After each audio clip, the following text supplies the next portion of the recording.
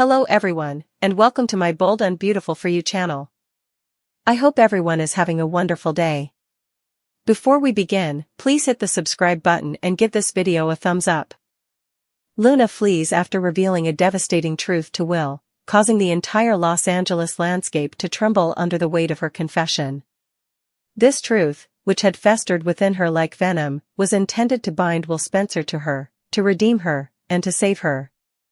However, it instead detonates like a grenade in the beach house, where the gentle sound of waves outside starkly contrasts with the rising panic in Luna Nozawa's quivering voice as she implores Will, desperately attempting to piece together her shattered hopes with trembling hands. She insists that the baby she claims is his was conceived in love, a love she has convinced herself was mutual and destined, even as reality crumbles around her. Will, his jaw clenched tightly with a throbbing vein at his temple, asserts that her actions were devoid of love, will never embody love, and could never evolve into anything resembling love. He rejects every falsehood, every manipulation, and every distorted memory that Luna has contorted to fit her fantasy, conveying through gritted teeth his revulsion that his future lies with Electra Forrester, always has, always will. Nothing Luna attempts, be it emotional coercion, the tears cascading down her cheeks, or even the child she invokes as a talisman, will alter that reality. Luna staggers as if struck, clutching her abdomen, her breath faltering, and murmurs her awareness of having crossed a boundary, recognizing her transgressions, yet asserting her capacity to rectify the situation, to improve, to fulfill his needs, pleading for another opportunity. However, Will, his voice escalating to a breaking point, vehemently condemns her as unwell, delusional, and perilous, expressing that the mere notion of desiring a child with her or any enduring connection repulses him, eliciting a harsh response. "You disgust me," words so sharp Luna physically recoils as if they pierce her rib cage. She collapses to her knees, sobbing, choking out "I'm sorry, I'm so sorry," while Will backs away like he's facing a cornered animal, grabbing his phone to call security, the police, anyone who can get Luna out of the house and out of his life once and for all. As she reaches out with trembling fingers and begs for him to listen, but Will has already shut down, his entire body rigid with anger and revulsion as he fires off a warning for her to leave before he has her dragged out, and while her mental world crashes in the beach house, across town at Forrester Creations, Ivy Forrester refuses to let Electra float on her romantic cloud of optimism, repeatedly reminding her that Will might love her, yes, but he's also tied to Luna forever now, because Luna's baby, the one Electra has tried very hard not to think about, will be part of Will's life for decades, and therefore part of hers, and Ivy makes it brutally clear that Electra can't just pretend the child doesn't exist. It's Spencer blood, a Spencer heir, and the Spencer family never ignores their own, reminding Electra of the legacy, the complications, the scars that come with that last name. Electra tries brushing it off, waving Ivy away like she's being dramatic, assuring her aunt that she and Will are fine, perfectly fine, more than fine, and that Luna is in prison where she belongs, out of their lives, out of the public eye, out of the family orbit, never to be seen or heard from again. But Ivy shakes her head and warns her that nothing in Los Angeles stays buried, secrets rot underground until they burst through the soil, and Luna's story, her baby, the twisted emotional knot she created, is going to resurrect itself sooner or later, and Electra, stiffening with irritation, insists confidently that nothing will disrupt their happiness now. Meanwhile, at Il Giardino, where romantic afternoons and business lunches often overlap with overheard scandals, whispered confrontations, and chance run-ins with enemies, patrons begin to buzz about the Spencer drama as news breaks that something has gone very wrong at the beach house, though no one can confirm if it's police chatter or paparazzi rumors or simply the usual Los Angeles gossip machine spinning out of control. But tension thickens the space like humidity before a storm. Back at the beach house, Luna staggers up, her cheeks blotchy, tears smearing her mascara as she suddenly realizes Will isn't listening anymore, won't listen, can't listen, because he's chosen his path, Electra, a life she's not part of, and something in Luna snaps, a fragile hinge inside her mind breaking loose as she whispers a soft, eerie promise that she never meant for things to go this way, never meant to hurt him, never meant to lose him, never meant to be the villain in anyone's story, just a girl starved for love, desperate for belonging, craving connection she thought she'd found in him. Would disregards all of this, preoccupied with the phone pressed to his ear, murmuring about restraining orders and trespassing incidents, asserting that this time, Luna would ultimately be held guilty. Luna retreats toward the door, trembling uncontrollably, and as Will diverts his gaze, she flees, barefoot, weeping, dashing across the sand like a pursued creature, disappearing from the backyard just as security descends from the hilltop entrance. Will, cursing quietly, slams the door and promptly contacts Elektra, informing her that Luna has escaped once more and that she must remain vigilant. Elektra, who had been convincing Ivy that Luna would never appear in their lives again, feels the ground shift beneath her and slams her phone down, tears of rage hot in her eyes as she accuses Ivy of manifesting this nightmare. Ivy, horrified but not surprised, mutters that she told her Luna wasn't finished, that this story hadn't reached its final chapter, that unstable people don't stay quietly locked away, and Elektra, spiraling, fears Luna will come after Will, after her, after the life she's built. Meanwhile, Luna, breathless, frantic, races through alleyways and side streets, ducking behind dumpsters and weaving through crowds, every heartbeat a gunshot of panic as she clutches her stomach and whispers frantically to the unborn baby that Mommy's got them, Mommy won't let anyone take them away, Mommy didn't mean to upset Daddy, and one day Daddy will understand, one day he'll accept them, one day he'll see she didn't lie out of cruelty but out of love, and as her mind fractures further, she begins muttering Will's name in a loop like scripture.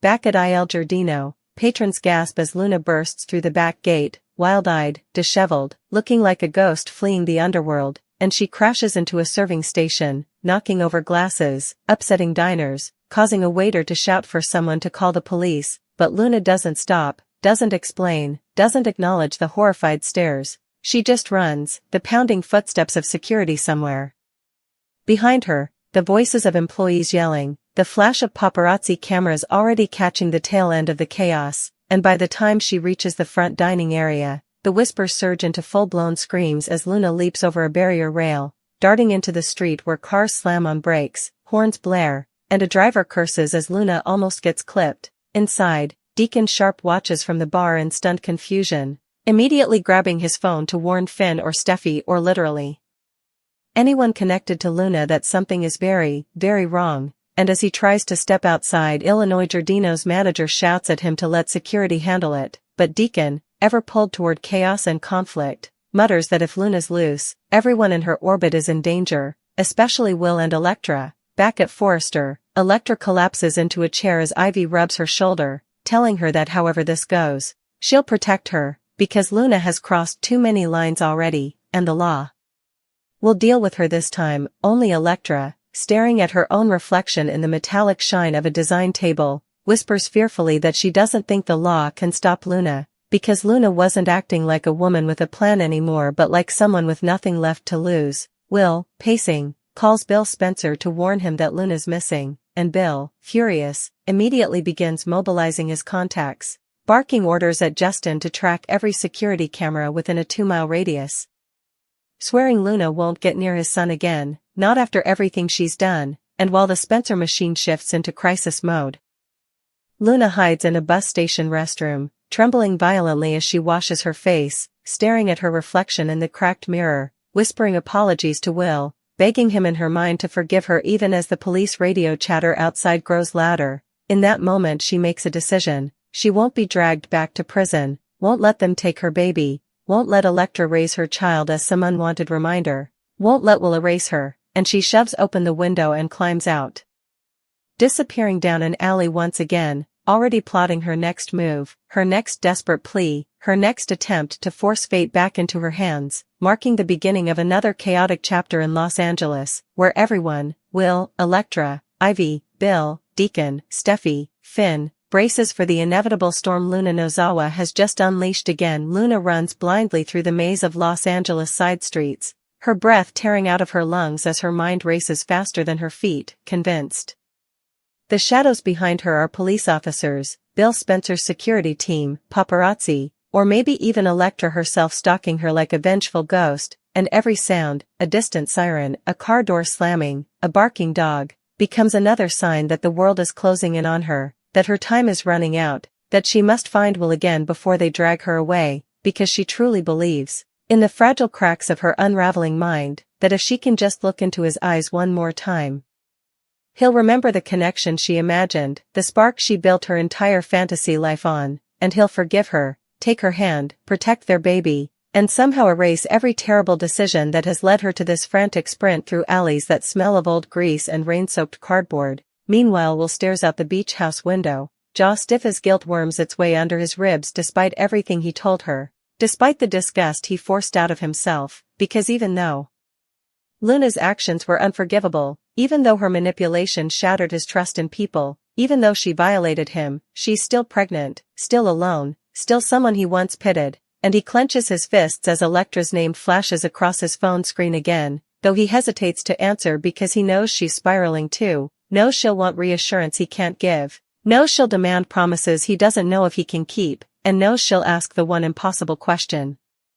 What if Luna hurts someone? At Forrester, Electra paces like a caged animal, tears streaking her makeup, snapping at Ivy that she doesn't want tea, or water, or deep breathing exercises. She wants Luna found, arrested, sedated, locked away where she can't ever threaten her relationship, or her sense of security ever again, and Ivy, whose patience wears thin, finally loses her calm veneer and snaps back that Electra needs to accept the truth. Will might be in love with her, yes, but Luna's baby changes everything, and unless they get ahead of this, the tabloids will paint Electra as the jealous socialite who stole Will from the unstable pregnant ex, and Electra, horrified, sputters that she never stole anything because Will never loved Luna, but Ivy coolly replies that the public won't care about facts, only drama, and Electra realizes with a sinking dread that her entire future, her brand, her career, her relationship, could crumble because of a woman who refuses to let go.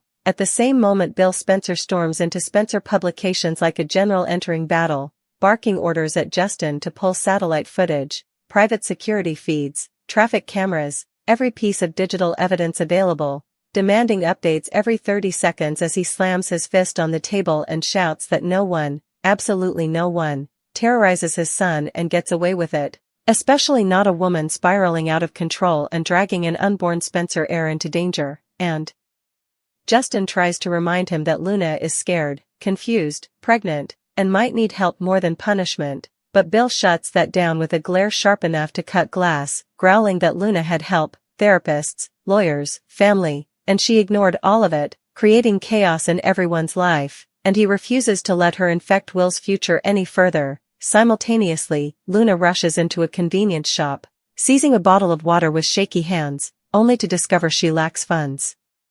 When the clerk calls out to her, she panics and flees once more. The ambulance tore through the storm-soaked streets, its sirens screaming into the night as Bill sat rigidly beside Luna, gripping her cold hand like it was the only thing anchoring him to the world. The paramedics worked frantically around her, placing warm blankets over her body, checking her vitals, giving her oxygen, whispering urgent medical jargon that Bill didn't understand but was terrified to question. Her pulse was weak. Her breathing shallow. Her skin still icy despite the heat packs pressed against her. Every time the heart monitor wavered, Bill's own heart seemed to stop. He kept brushing his thumb over her knuckles, whispering, "Stay with me, Luna. Please. Please stay with me." The ambulance jolted as it hit another pothole, the stormwater splashing across the windshield, but Bill didn't even flinch. His eyes stayed fixed on Luna's face, watching every twitch of her eyelids, every slight rise and fall of her chest. He had faced hostile takeovers, kidnappings, explosions, and the darkest parts of his own son's struggles, but nothing felt like this. Nothing felt as terrifying as watching someone he had quietly grown to love like a daughter fight for her life. At the same time, miles away, Electra was speeding down the Pacific Coast Highway, her hands shaking violently around the steering wheel as her breath came in sharp, uneven gasps. She kept replaying the moment over and over, the shove, the look on Luna's face, the sound of her scream before the ocean swallowed her. Electra's stomach twisted so violently she nearly veered off the road, swerving back into her lane as she let out a choked sob. She hadn't meant for it to go that far. She had wanted to scare Luna, confront her, make her back off from Will once and for all, but when Luna tried to walk away, something inside Electra snapped. The jealousy. The insecurity. The overwhelming fear that everyone she cared about would leave her again. It all exploded in one violent moment, and now she didn't know if Luna was alive or dead. Her phone buzzed in the passenger seat, messages from Will, from a number she didn't recognize, and finally from Bill. She ignored all of them.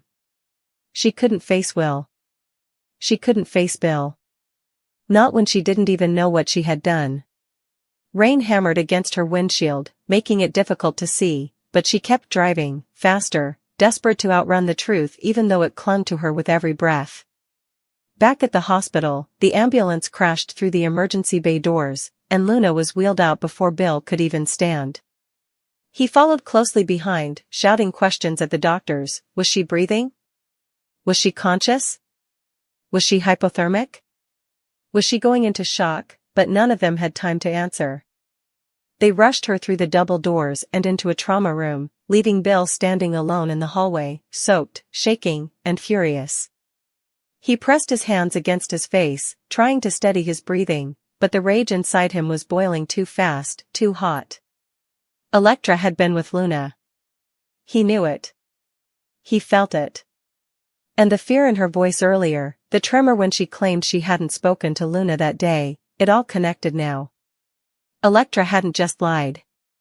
She had tried to cover her tracks. Bill grabbed his phone with shaking hands, scrolling to her name as the storm continued to rage outside. He called her once, twice, 3 times. No answer. The 4th time, her phone rang once and then went straight to voicemail, and that was the moment Bill knew, Elektra was running. She wasn't confused. She wasn't scared. She was hiding. Meanwhile, Luna lay unconscious in the trauma room, her skin still pale, her body shivering despite the warming blankets wrapped tightly around her. A nurse carefully removed the seaweed tangled in her hair while the doctor assessed the bruising around her ribs and the deep abrasions on her arms. She fought, one of the nurses murmured quietly. Hard. They continued their work, warming 4 fluids, oxygen stabilization, checking for internal injuries, and slowly, the monitor began to show steadier lines. Luna's breathing deepened slightly. Her pulse strengthened. She wasn't out of danger, not yet, but she was fighting. In the waiting area, Bill finally collapsed into one of the chairs, burying his face in his hands as the weight of everything crashed into him. He had almost lost her. He had almost arrived too late. And now the realization that someone he had hesitantly trusted, had pushed her into the ocean made his hands clench into fists so tight his knuckles turned white. He replayed her broken attempts to speak in the ambulance, the faint murmurs that had sounded like she was trying to say a name. And he knew, deep down, exactly which name she would have said if she could. Elektra. He lifted his head, his jaw tightening with a determination so fierce it almost frightened him. This wasn't over. Not by a long shot. At that same moment, across town, Elektra had pulled into a gas station, her hand still trembling as she got out of the car. She splashed cold water on her face in the bathroom sink, staring at her reflection in the cracked mirror. Her eyes were swollen, mascara streaks running down her cheeks, her hair tangled from the storm, but all she could see was Luna's terrified expression as she fell backward into the dark water. It wasn't supposed to happen like that, Elektra whispered to herself, gripping the sink so hard her knuckles turned white. She wasn't supposed to get hurt. She wasn't supposed to. She couldn't finish the sentence. She couldn't say the word. Dead. Because if Luna was dead, Elektra had just thrown her entire life away. If Luna survived, Elektra didn't know whether that would be better or worse. Luna would tell someone. Luna would accuse her. Luna would ruin her. And Will would never look at her again. The thought hit so hard that Elektra staggered, pressing her back against the wall as she fought the rising sob in her throat. She didn't know that Will had already called Bill 10 times, frantic because he couldn't find Elektra or Luna anywhere. He didn't know the truth yet, not fully, but something inside him whispered that the 2 women had collided in a way that would change everything. He left his house, keys shaking in his hands, and drove toward the beach, desperate for answers he didn't want to believe. Back in the hospital, a doctor finally approached Bill, pulling off his gloves as he spoke. "Mr. Spencer? She's stable. For now." Bill stood immediately, his heart pounding so hard his chest physically hurt. "Can I see her?" he demanded, his tone cracking. The doctor nodded. "Yes. But briefly. She's unconscious, and her body is still fighting severe hypothermia. We need to monitor her closely." Bill didn't wait for another word. He followed the doctor into the dimly lit room, where Luna lay looking so small, so fragile, beneath the blankets. He moved slowly toward the bed, his breath catching as he saw the bruises, the cuts, the way her fingers trembled even in unconsciousness. He sat beside her, gently taking her hand in his. "Luna," he whispered, his voice breaking in a way no one had heard from him in years. "You're safe now. I've got you."